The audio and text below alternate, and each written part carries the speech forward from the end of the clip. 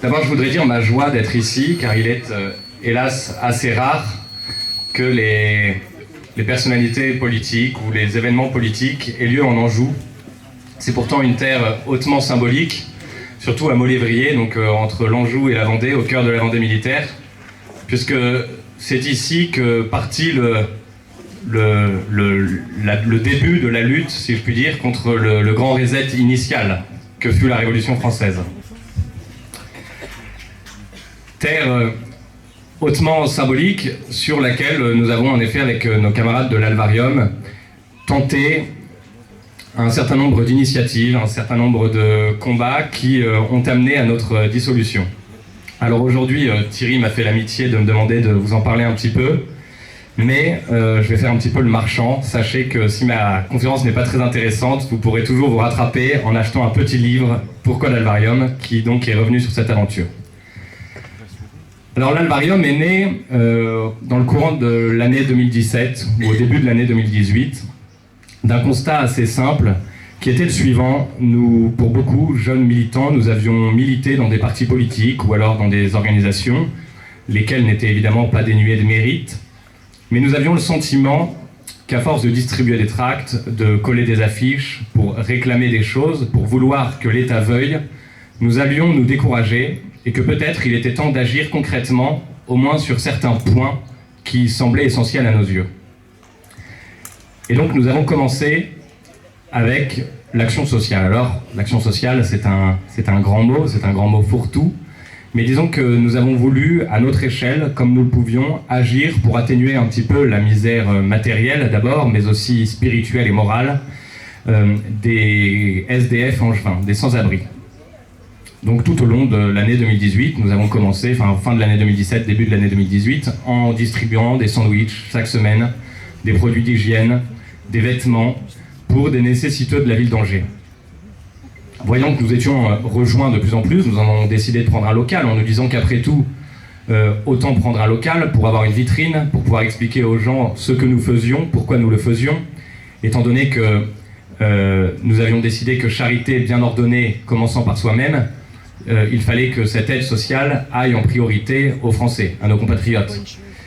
Et donc, puisqu'il y avait un message politique à faire passer, et puis que nous avions besoin d'avoir un local pour stocker des choses, et puis même organiser des activités qui nous permettraient d'avoir de l'argent pour lancer d'autres initiatives sociales, eh bien nous prîmes un local avenue Pasteur. Alors la chose a déchaîné évidemment une tempête de protestation à Angers. On a eu le droit à tout presque. Alors le vœu en conseil municipal contre la haine, mais également les manifestations antifascistes, les agressions, les tags et même les tentatives d'incendie. Bien sûr, quoique victimes, nous fûmes constamment diffamés et attaqués par la presse. Le système ne pouvait vraiment pas tolérer que des jeunes nationalistes, catholiques, identitaires, s'attaquent au monopole de la charité ou au monopole du social qui avait échu à la gauche à la suite, on peut dire, de la Seconde Guerre mondiale et avec l'affaissement de l'Église et des patronages cléricaux, etc. La gauche ne pouvait pas supporter que des gens de droite se remettent à mener une action sociale et en ne cachant pas en plus leur sensibilité catholique et même catholique traditionnaliste. Alors, voyant que nous étions attaqués, nous sommes rentrés peu à peu finalement sur le terrain politique, ce qui n'était pas vraiment l'objectif au début, l'objectif premier. Et puis nous avons développé avec la même pensée, à savoir cessons de vouloir que l'État veuille et essayons d'agir même humblement à notre niveau. Nous avons développé d'autres initiatives. Je vais en citer quelques-unes. Il y a le Cercle Ragno qui avait donc pour vocation de réapprendre à des jeunes à cuisiner des plats traditionnels, etc. Parce que il est bien gentil de dire aux gens cessez d'aller au McDonald's, cessez de manger n'importe comment des plats tout cuisinés, qui sortent d'usine, qui n'ont rien ni de bon ni de naturel. Mais encore faut-il, pour un certain nombre d'étudiants, réapprendre un petit peu à cuisiner, à acheter des produits sains, etc. C'est une initiative extrêmement modeste, mais qui contient en son sein un certain nombre de réflexions. Réflexions que nous poursuivîmes très régulièrement avec des conférences régulières, des lectures obligatoires pour les militants ou les membres de notre association. Et puis on a lancé d'autres initiatives. Il y a un pèlerinage par exemple tous les 14 juillet sur les traces de Jacques Catlinaud. Il y a au moins une ou deux personnes ici qui nous font l'honneur de venir marcher avec nous du Pin en Mauges, lieu de naissance de Jacques Catlinaud, jusqu'à Saint-Florent-le-Vieil où il mourut.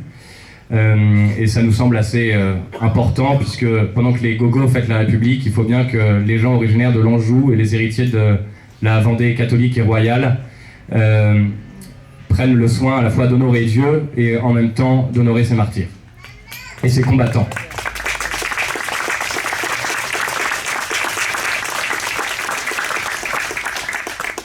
Et puisque nous parlons de combattants, on a eu également initiative, salle de sport, voilà, sport de combat. Ça nous a été d'ailleurs grandement reproché par le sinistre Darmanin, car que des jeunes Français s'entraînent à la boxe, c'est déjà, vous voyez, la préparation d'un coup d'État, tandis que nos banlieues regorgeant d'armes, évidemment, n'ont pas le droit aux soins et à l'attention de la police autant que nous. Et puisque nous parlons de combattants aussi, nous avons organisé, nous continuons d'organiser de l'action humanitaire en Arménie, où pendant la guerre, alors déjà dès avant la guerre, nous nous rendions en Arménie régulièrement pour mener une action sociale, parce qu'il nous semblait important de mettre en avant auprès des jeunes Français, auprès des Français tout court, des chrétiens qui non seulement étaient persécutés, mais qui en même temps se battaient et défendaient fièrement leur identité. Non qu'il ne faille pas défendre les chrétiens d'Orient, je suis parti avec SOS Chrétiens d'Orient dès 2013, en 2015 ensuite, mais il était bon de montrer que tous les chrétiens n'étaient pas des dhimmis, et que d'aucuns se levaient pour prendre les armes et défendaient fièrement leur patrie et leur identité chrétienne.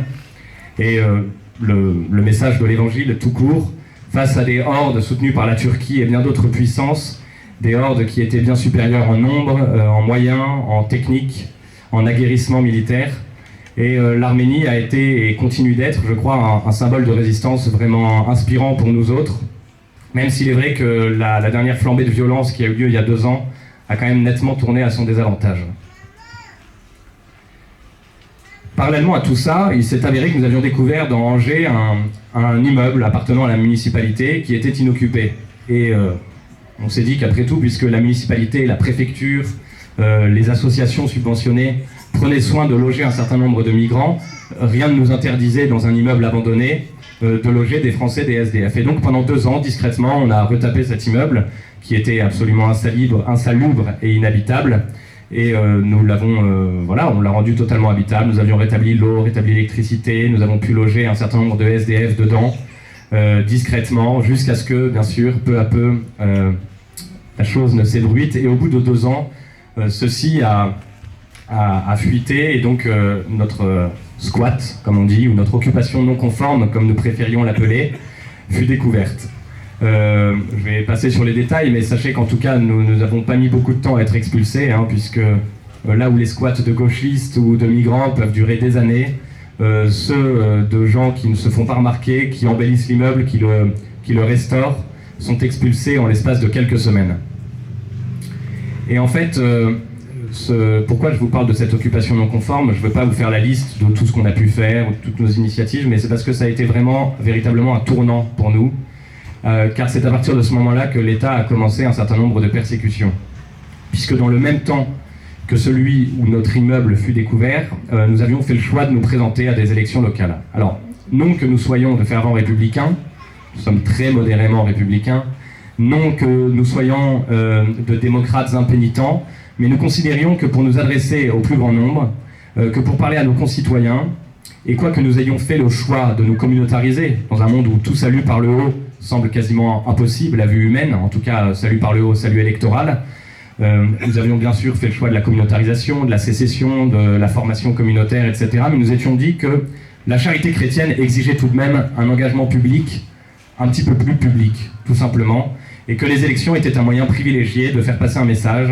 Et puis ne boudons pas notre plaisir quand on a l'occasion de faire envoyer par la République des milliers de professions de foi sur lesquelles on peut écrire à peu près ce qu'on veut, enfin dans le cadre très étroit de la loi quand même, mais qui permettait de faire passer un certain nombre d'idées. Et la découverte de notre occupation non conforme, à peu près en même temps que nos premières élections, a été vraiment le déclencheur d'un certain nombre de persécutions. Donc à partir de ce moment-là, quoi qu'il se passe, nous étions toujours coupables. Alors nous étions déjà coupables avant, bien sûr, mais disons que même si nous répondions à une agression, nous étions coupables. On s'est retrouvés avec des gens en garde à vue parce qu'ils empêchaient des gens de dégrader notre immeuble. Quelques mois plus tard, pendant d'autres périodes des élections, aux élections cantonales, où nous fîmes quand même le score modeste mais honorable de 3,15% dans le Nord-Anjou, avec un programme qui était sans aucun reniement, eh bien, des militants qui défendaient notre local, puisque nos locaux étant la cible de tags, de menaces de mort, d'agressions, d'attaques, et même de tentatives d'incendie à plusieurs reprises, nos locaux, mais nos domiciles privés également, hein, c'est arrivé un certain nombre de fois, eh bien, nous étions obligés d'organiser des gardes. Donc en fait, durant des années, il y a des jeunes qui, 24 heures sur 24, surveillaient notre local, au moins chaque nuit, ça c'est sûr, il y avait toujours un tour de garde, et avant d'aller au travail, avant d'aller faire leurs études, etc. Et lorsque nous défendions le local, jusqu'ici ça se passait à peu près bien, nous repoussions les gauchistes, et puis voilà. Sauf que, suite à l'occupation non conforme aux élections, eh bien, nous sommes mis à être condamnés à chaque fois que nous nous défendions. Et c'est ainsi que mon petit frère est parti en prison pour s'être défendu, pour avoir défendu notre local qui était la victime d'une énième dégradation qui était sans cesse impunie. C'est-à-dire que du jour où la municipalité a découvert notre local rue du Cornet, enfin on s'en est pas caché hein, du local, du jour où ceci a été rendu public, une caméra a été installée. Voilà, la société de surveillance s'accélère toujours lorsque les gens essayent de se rebeller. D'ailleurs, on voit bien que c'est suite à la crise des Gilets jaunes que la tyrannie covidiste fut mise en place. Et donc, voyant que nous tentions de nous rebeller, on a eu le droit à une caméra d'abord. Et cette caméra ne repérait jamais les gens qui venaient taguer, incendier, agresser et tout. Là, il n'y avait jamais rien. Même des agressions à la batte de baseball contre des militants à nous, alors même qu'ils étaient en train de distribuer de la nourriture à des SDF. Même ça, c'est-à-dire même le fait de distribuer de la nourriture à des SDF méritait que nous prenions un coup de batte de baseball. Eh bien, ce genre de choses, les gens n'étaient jamais retrouvés, ou alors quand ils étaient retrouvés, ils prenaient, alors d'abord le jugement n'avait jamais lieu avant 2 ans, vous voyez, le temps que l'affaire s'estompe. La presse se gardait bien d'en faire ses choux gras, alors que le moindre P en travers d'un militant était tout de suite en première page. Et le militant, par exemple, le militant de l'extrême gauche qui a attaqué avec une batte de baseball, a été condamné, je ne veux pas vous dire de bêtises, à 3 mois avec sursis. Bon. Eh bien, mon petit frère François Bergana, qui lors d'une garde a repoussé des gauchistes, a été condamné à l'origine à 16 mois de prison ferme. Alors, il s'avère que, outre d'avoir défendu son local, il avait eu le malheur, comme un certain nombre de gamins, quelques mois auparavant, de voler un drapeau devant une gendarmerie. Le commandant de gendarmerie avait dit que c'était comparable à du terrorisme. Et que ça avait été un choc psychologique profond pour toute la brigade. On comprend qu'avec une telle sensibilité, des égorgeurs puissent courir les rues. Et donc, mon petit frère a été condamné à cette occasion-là. Nous sommes, je crois, j'ai pas la mémoire des dates, en juin 2021. A été condamné à une lourde peine de prison, donc. Peine de prison qui n'a évidemment pas ému les défenseurs des droits de l'homme. Hein. Là, pour le coup, quand vous savez, c'est pas de liberté contre les ennemis de la liberté, ça aussi c'est vieux comme la Révolution française. Eh bien, le logiciel antifasciste qui a gangréné à la fois les médias, la justice, hélas un certain nombre de corps de police ou dits du maintien de l'ordre, tout cela fait que cette condamnation absolument unique a eu lieu dans une indifférence quasi totale, même si, bien sûr, à la fois dans les milieux catholiques, nationalistes, identitaires, nous avons eu le droit à une vague de soutien et de solidarité vraiment, véritablement émouvante, et je pèse mes mots. Sauf que c'est à cet instant que le Parti communiste français, connu, vous savez, pour être le soutien de l'humanisme et de la paix dans le monde, a commencé à réclamer notre dissolution avec un petit peu plus d'insistance.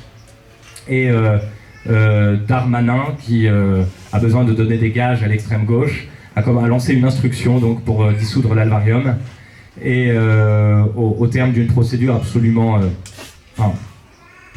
bâclée, il n'y a pas d'autre mot, où on nous accusait d'avoir fait des choses que nous n'avions pas faites, où l'on mentionnait par exemple des condamnations pour lesquelles les militants avaient été relaxés, c'est-à-dire que l'État nous dissout au nom de faits qui ont été relaxés par la justice, où l'on nous reprochait de faire le lien entre immigration et terrorisme, où l'on nous reprochait aussi de distribuer la nourriture aux Français, donc d'appliquer la préférence nationale, là où les associations qui pratiquent ouvertement la préférence étrangère en aidant uniquement, exclusivement les migrants, ne font bien sûr jamais l'objet d'aucune critique de la part de l'État.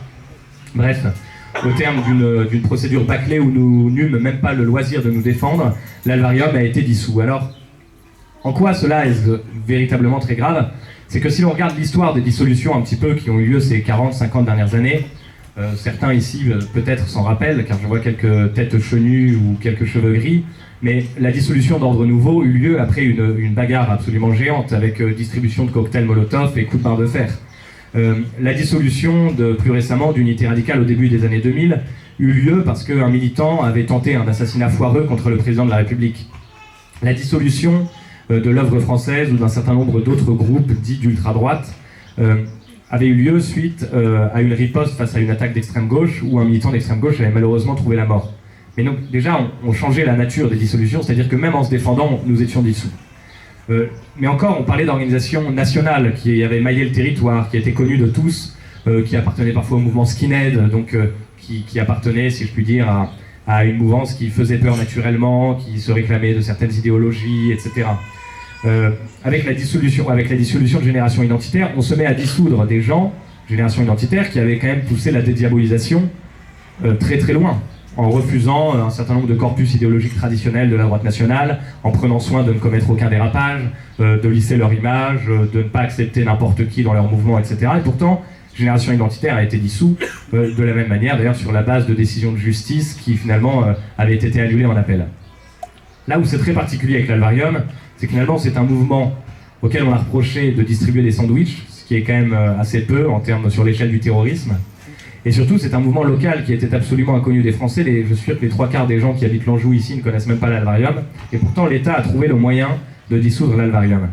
Et je voudrais attirer votre attention, je sais bien que la plupart de vous en êtes conscients, mais je crois que si l'on peut dissoudre une association telle que l'Alvarium, sur le simple motif qu'elle n'est pas républicaine, c'est la porte ouverte à toutes les décisions les plus iniques. Et lorsque l'on voit aujourd'hui le ministre de l'Éducation nationale, Pape Ndiaye, c'est ça, un Normand bien connu de nos contrées, qui est un militant woke, qui est un militant de la déconstruction, qui est un militant anti-décolonialiste, comme il s'appelle. Vous savez, nous sommes colonisés, mais c'est eux qui viennent nous donner des cours de décolonisation. Quand on voit que cet homme est ministre de l'Éducation nationale, il y a à craindre que nos enfants n'aient à subir ce... Alors déjà, ça fait longtemps, si vous voulez, que l'éducation nationale est néfaste, mais quand on voit l'accélération, avec notamment l'idéologie LGBT, transgenre, etc., et bien sûr, le premier réflexe des gens comme vous et moi, c'est de se dire il faut se débrouiller pour mettre nos enfants dans leur contrat. Mais si une simple association qui distribue des sandwichs peut être dissoute sans la moindre réaction, et même avec des réactions extrêmement faibles de la part des gens de droite, des catholiques, des paroissiens, des prêtres, etc., que croyez-vous qu'il arrivera lorsque nos écoles hors contrat commenceront à intéresser l'État ? Lorsque l'on se rendra compte que sur certains sujets sensibles, comme la Révolution française, l'humanisme, ou même la Seconde Guerre mondiale ou la guerre d'Algérie, certaines personnes enseignent des choses qui sont contraires aux sacro-saintes valeurs de la République. Et bien ce jour-là, si nous nous sommes tus pour Génération Identitaire, si nous nous sommes tus pour l'Alvarium, si nous nous sommes tus pour un certain nombre d'organisations, il n'y aura aucune limite pour que Moussa Darmanin ne vienne dissoudre nos écoles. Et d'ailleurs, la République gouverne mal et se défend bien, selon les mots usés quasiment et pourtant terriblement vrais d'Anatole France. Mais la République a commencé avec des dissolutions, vous savez, d'associations d'écoles islamiques. Elle aura beau jeu ensuite de dire ah, mais vous savez, ce n'est pas du tout de l'antichristianisme. La République respecte toutes les croyances. Simplement, à partir du moment où nous avons dissous une école coranique dans laquelle est enseignée la charia, qui est donc contraire à l'égalité homme-femme, comment pourrions-nous laisser une école hors contrat faire la promotion de la famille traditionnelle?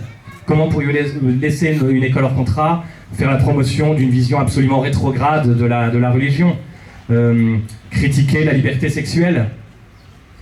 Et alors, je veux surtout pas vous donner la leçon à vous tous qui êtes ici, mais je dois dire qu'une chose me questionne dans les milieux catholiques, et en particulier dans les milieux catholiques traditionnalistes, dont je suis. Donc je fais en même temps mon autocritique, c'est l'absence, très souvent, trop souvent, ce n'est pas votre cas ici, vous êtes ici, c'est déjà une preuve de militantisme, mais c'est l'absence trop souvent d'esprit militant.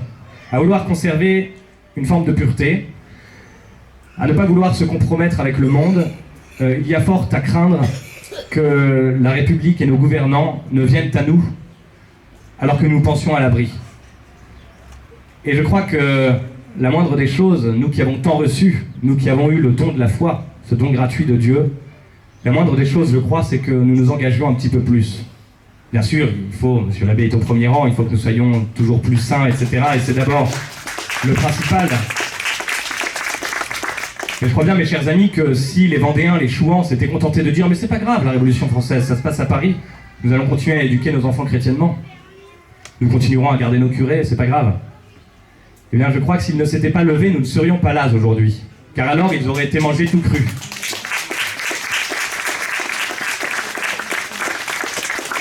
Et donc, je ne peux que vous inviter à un certain esprit, non pas de rébellion stérile, mais au moins un esprit de sécession. Alors, nous sommes nombreux à avoir fait sécession, au moins mentalement, à avoir compris qu'il n'y avait rien à l'attente de l'État, que celui-ci ne voulait pas notre bien, à avoir compris que l'éducation nationale était une œuvre de destruction massive, à avoir compris que les médias n'avaient pas pour unique but l'information et la vérité. Bien sûr, nous avons compris cela, mais si nous n'allons pas au bout de cette sécession, à savoir si nous ne nous regroupons pas plus géographiquement, et en même temps, si cette sécession ne s'accompagne pas d'un mouvement charitable vers nos compatriotes qui méritent de connaître la vérité, qui méritent d'être sauvés, qui méritent d'être évangélisés, qui méritent eux aussi de sortir du marasme économique et spirituel que connaît notre pays, si nous n'avons pas cette charité, si nous ne sommes pas plus nombreux dans les années à venir, il y a fort à craindre qu'une disparition. Voilà ce que je voulais vous dire aujourd'hui. La répression s'abat de manière de plus en plus féroce et la répression ne peut continuer à progresser qu'en raison de notre passivité. Merci beaucoup.